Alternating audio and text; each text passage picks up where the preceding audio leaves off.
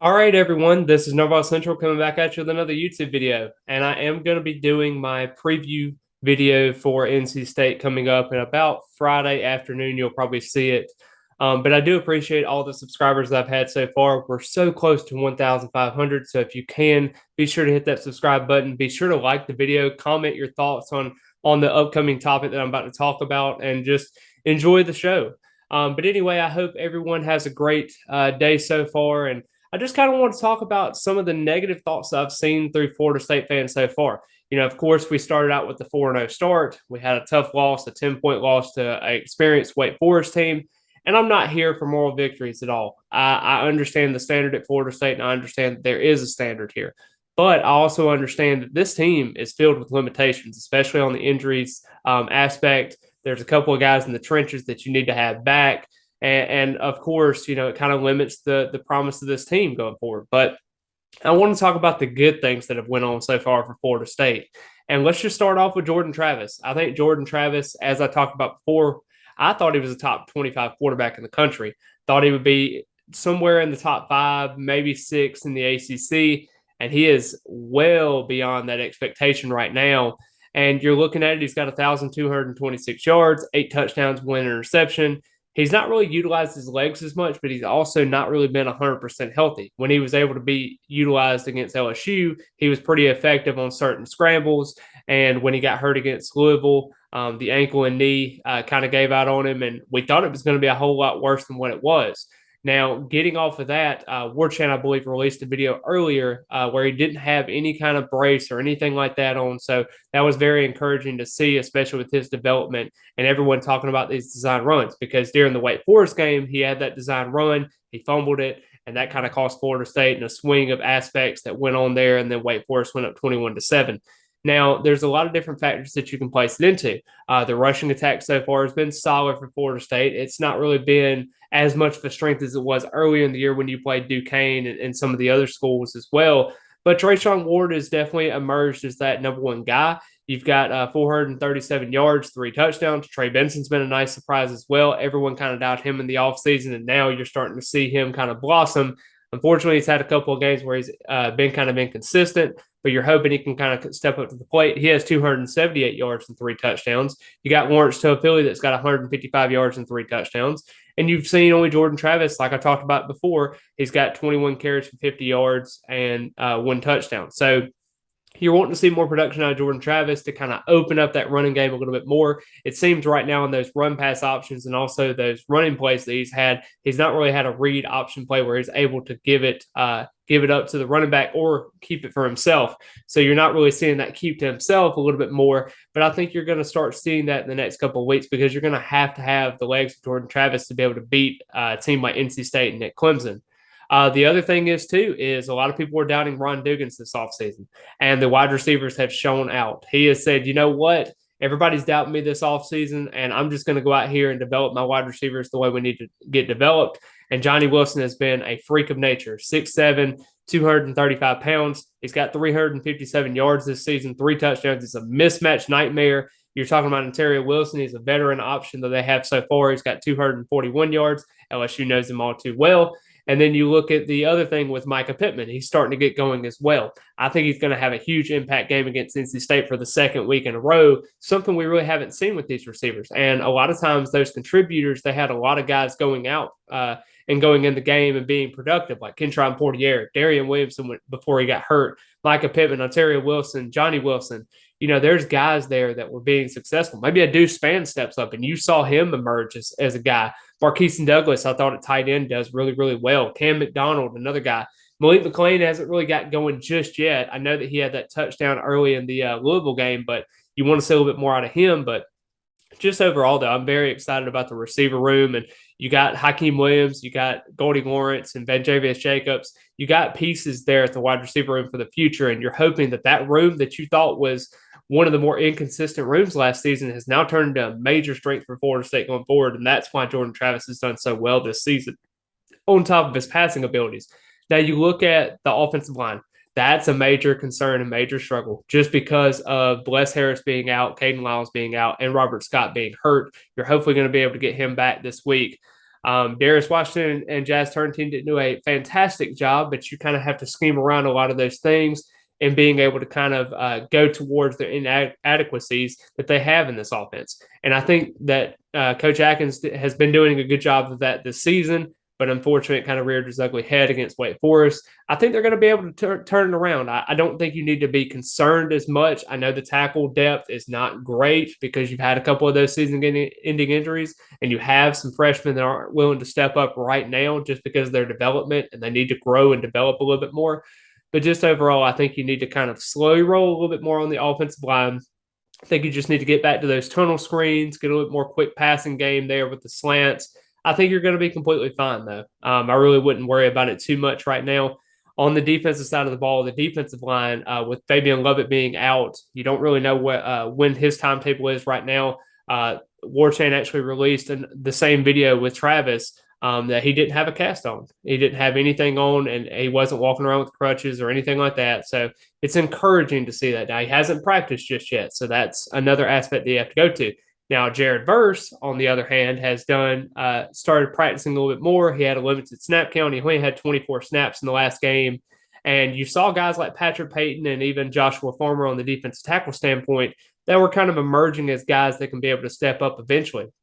Now, do I expect those guys to be contributors right now, like as starting? No. But do I think that that's a pleasant surprise that you can kind of bank on going for the rest of the season as them being contributors? Yeah, of course. So I'm definitely thinking that the defensive line definitely needs to get healthy because that's two of your top three defenders in this defense.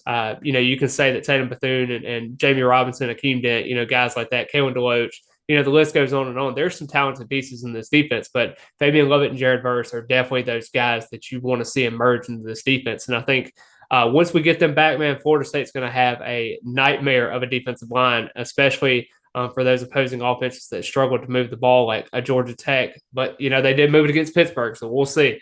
But overall, I think the linebacker room is a piece that I'm really looking forward to. I wish that Tatum Bethune didn't really get hurt in that Louisville game because you can kind of see that he's not really as productive, but he's still getting a lot of tackles. I mean, he is second on the team with 31 tackles, so he has been very, very productive. Kalen DeLoach is another guy, 27 tackles on the season.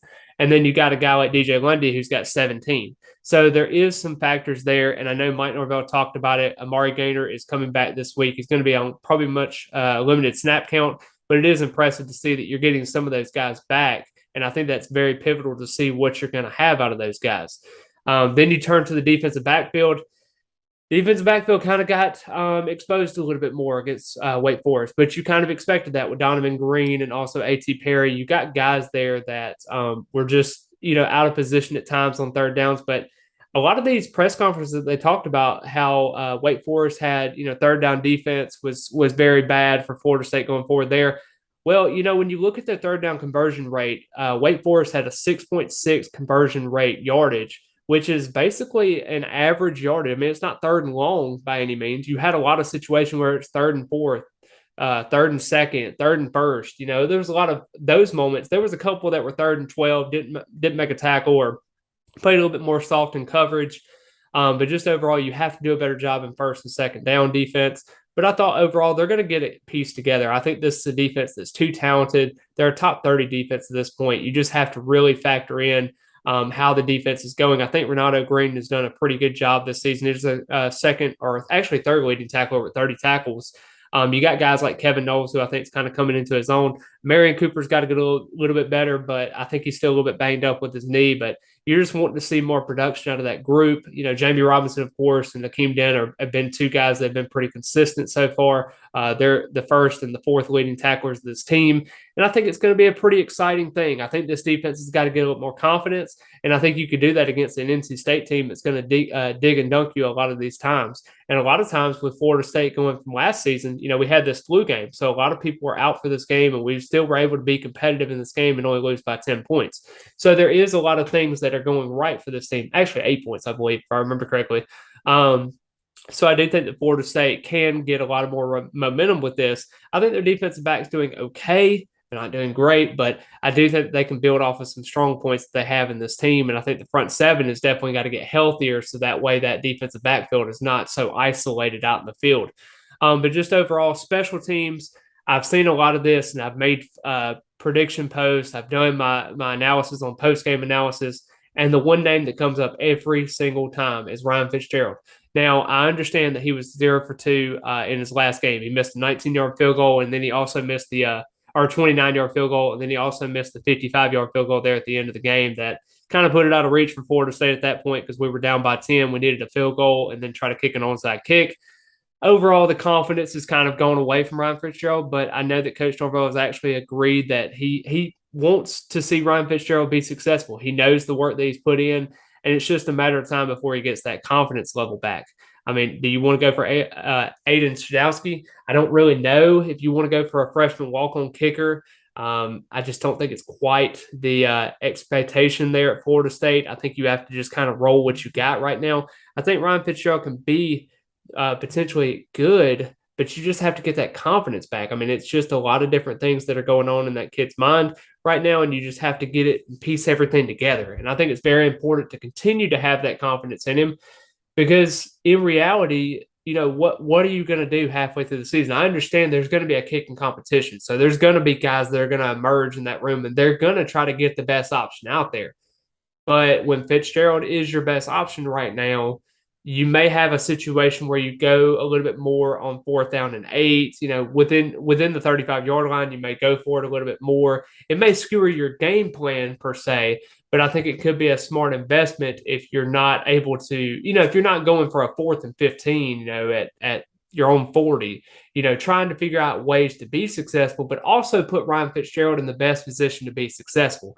And I think Mike Norvell is doing that so far. I know his confidence is kind of down. He's 4 for 9 on the season in field goals, and he's trying to get back on the right track. He only missed 4 field goals last season. He went 76% from a season ago. So you're just wanting to see that confidence instilled back in him.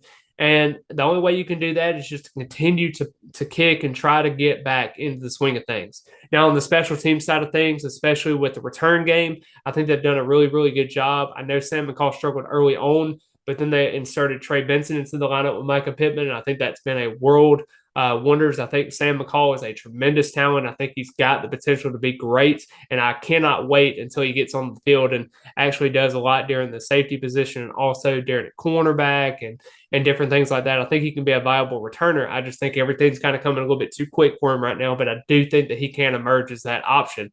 Trey Benson's done phenomenal so far. There was one return where he probably should have just nailed it down there at the end. But Micah Pittman's done a tremendous job. I mean, I have never thought I'd see the day where Florida State would get 9-yard, 10-yard punt returns, and you really haven't seen that in quite some time here. And I think that Micah Pittman has really solidified that role, plus being a solid wide receiver in the slot. But overall, I think Florida State's doing a tremendous job. You just have to make sure that this loss doesn't turn into 2 or 3 and just kind of compete at a high level because you are playing 2 high-quality teams right now in NC State and Clemson. And I think you just have to keep on keeping on at this point. You can't worry about what others do, and you can't worry about the mistakes that you had against the Wake Forest. And you just have to move on, rip the Band-Aid off, and get 1% better each and every day. You have to go 1-0 every single week. So I think that's really important for Mike Norvell and his team that he has so far. It's a little bit younger of a team, but they do have some skilled positions that are hurt at the moment. You're hoping to get Robert Scott back. You're hoping to get Amari Gaynor, Jared Verse getting back healthier. You got a couple of pieces. Now we'll see what does with Winston Wright Jr. and also Ja'Kai Douglas and also Fabian Lovett. I think those are 3 guys that you kind of have to watch out for. But I think that Florida State can set themselves up in a really, really good position if they kind of keep on this same trajectory. But I hope each and every one of you have a great rest of the day today. I hope you enjoyed the video. I just tried to give as much analysis and thought process throughout the season. Kind of tired of hearing the negativity because we are 4-1. A lot of these predictions had us going 3-2 or, something like that. We beat an LSU team that's really, really good, that's in the top 25 now.